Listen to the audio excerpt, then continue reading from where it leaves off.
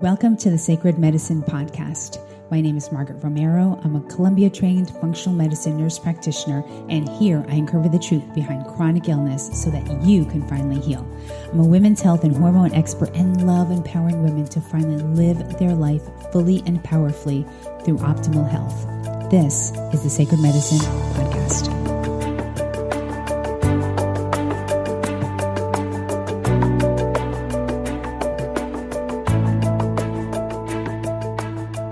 You are listening to the Sacred Medicine Podcast. I am your host, Margaret Romero, and this week we are talking all about anxiety. And I put a poll on Instagram several weeks ago asking, what do you want to hear on the podcast? Do you guys want to know more about anxiety? And so I got a resounding yes. And so here it is. Today we are talking about all the reasons why you may have anxiety issues. Now, you may think or have made to believe that your anxiety may be due to a lack of serotonin. But I'm going to tell you in this episode today all the reasons why you may be having anxiety. Now, in this time in the world, as we're going through this pandemic, we, of course, have seen such an increase in anxiety. And I am almost sure that, I am positively sure, actually, that more and more people are being put on antidepressants, SSRIs. So today I want to shine a light on how functional medicine sees anxiety. So one of the first things that you may have been told is that you lack serotonin. And this may be true, and you think that maybe all of the serotonin is in your brain, and now you're lacking it, so you need to be put on medication, prescription medication. Well, the truth is that there's 400 times more serotonin that's produced in your gut compared to what is in your brain. So I don't know if you knew about that. So when someone comes to me and has a lot of anxiety, one of the very first things I think of is, are they having some gut issues? There's that correlation. I mean, if 400 times more serotonin is made in your gut and you are now having lots of anxiety issues, we have to look at the gut. So we look at the gut, we do stool testing, we find out what's going on, give the patient, supplements, things to heal the gut.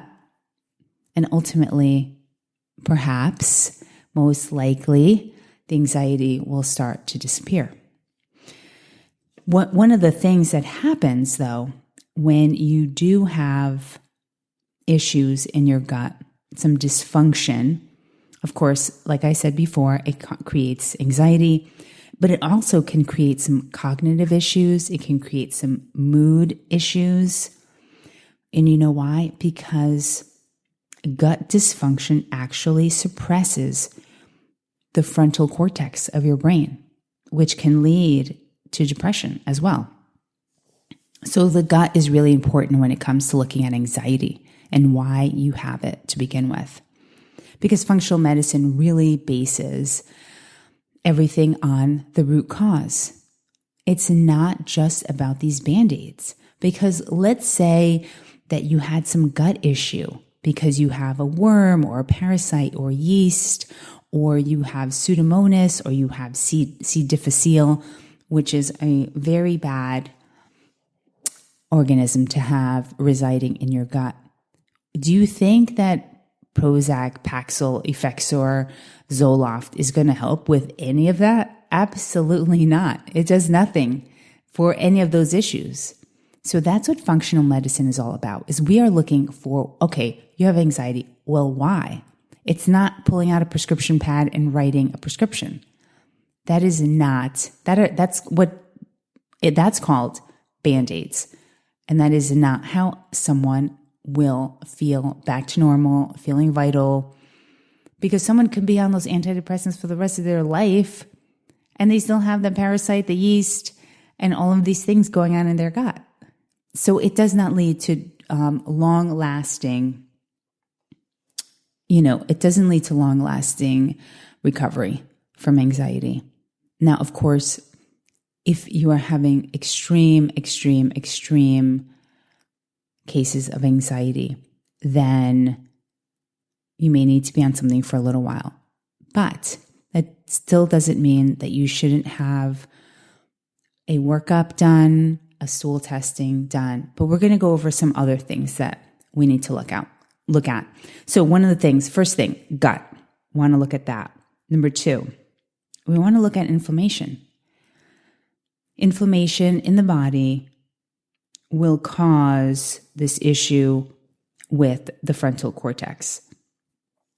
So, because anything in the gut if you have issues in the gut, that causes inflammation. Inflammation in itself. Why else would people get inflammation? Sugar. Sugar causes lots of inflammation in the body. And then when you have inflammation like this, what else do we see aside from anxiety? We also see Parkinson's, ADHD, OCD, Alzheimer's, schizophrenia. So we see all of these things happening as well. Something else that causes anxiety, it's stress. I mean, with everything that's been going on, that's definitely a huge factor. Stress, what else does it do? It affects your hormones. So emotions are up and down. It does so many things. It affects the hormones and your neurotransmitters so much. So we want to look at your stress levels. Can you meditate?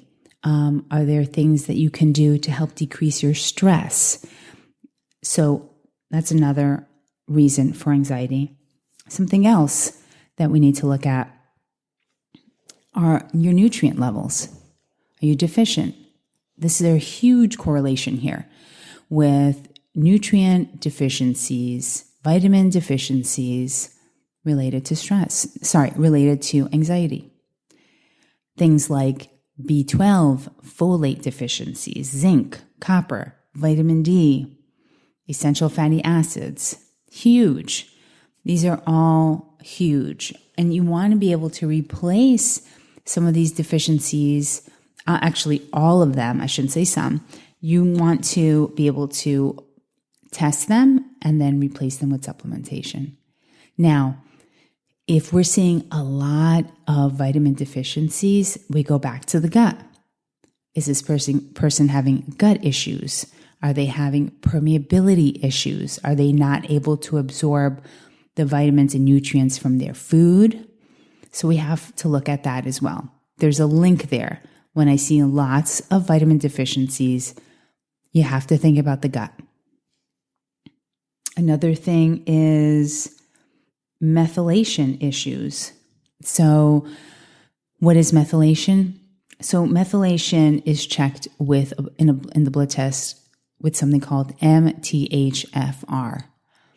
And I run this on all of my patients, and it tells me if they have the ability to break down. Let's say you want to take just like a regular B12 or folic acid over the counter, like cyanocobalamin, which is a type of B12. If you have a mutation in your DNA where you are unable to break down cyanocobalamin or regular folic acid, then your body is not able to utilize those because you have this mutation that doesn't allow it to be absorbed. So, therefore, once this test comes back and you're positive, if you have 1 or 2 mutations, then we know that you need to have methylated versions of the B vitamins and the folic acid, folate. Methylated folate and methylated B12s. So this is also really important because you could be so deficient in B12 and be taking the wrong B12. And so it's really important to get this blood test done. And, most conventional docs they never do this. I have yet to see one, in the 21 years I've been practicing, I have yet to see one conventional medicine doc do an MTHFR test. I'm not even kidding. I'm not kidding. So I want to go back to one other thing about the nutrient levels. So, you want to get a panel to check for all vitamins. And if you're deficient, then you need to be on some supplements. So what causes some of these deficiencies? Well, obviously, if you're not eating the right foods, if you're eating too many fast foods or hardly eating that much, so that will definitely contribute to gut dysfunction. And if you're on birth control pills, also can deplete folic acid levels in the body. And if you're on any type of like Pepcid, Prevacid, Nexium, Prilosec, all of those contribute to vitamin deficiencies, if you didn't know that. I also have, if you're on Instagram, I did have a post about this, so you want to check on that as well. I think it was a reel, actually. And then diabetes medications, such as metformin. So many people are put on metformin for a couple of different reasons. Borderline diabetes is the first one. Type 2 diabetes, and I've also seen people being put on that for weight loss. So these are a few reasons why people develop anxiety. And if you have noticed an increase, now obviously the stress is high and that could be a correlation, but you also want to think of these other things. So here's a quick recap. 1, you want to think about your gut. Are you having issues? Diarrhea, constipation, gas, bloating. You need to get your gut checked. Find a functional medicine provider and get a stool test. A very comprehensive stool test.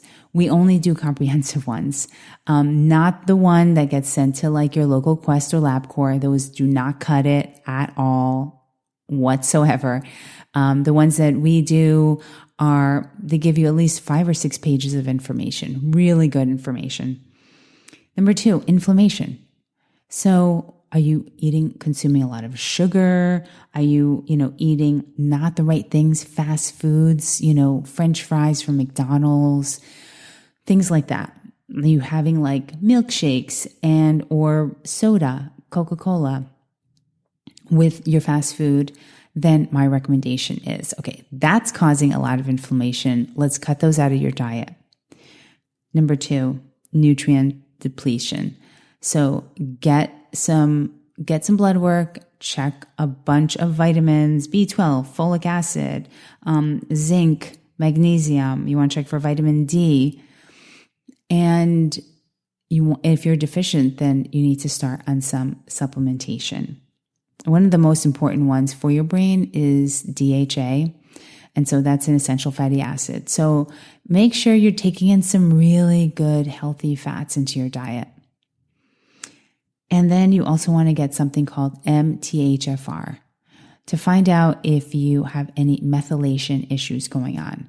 Now, I would say at least 85% of all of my patients, including myself, have a DNA mutation in MTHFR.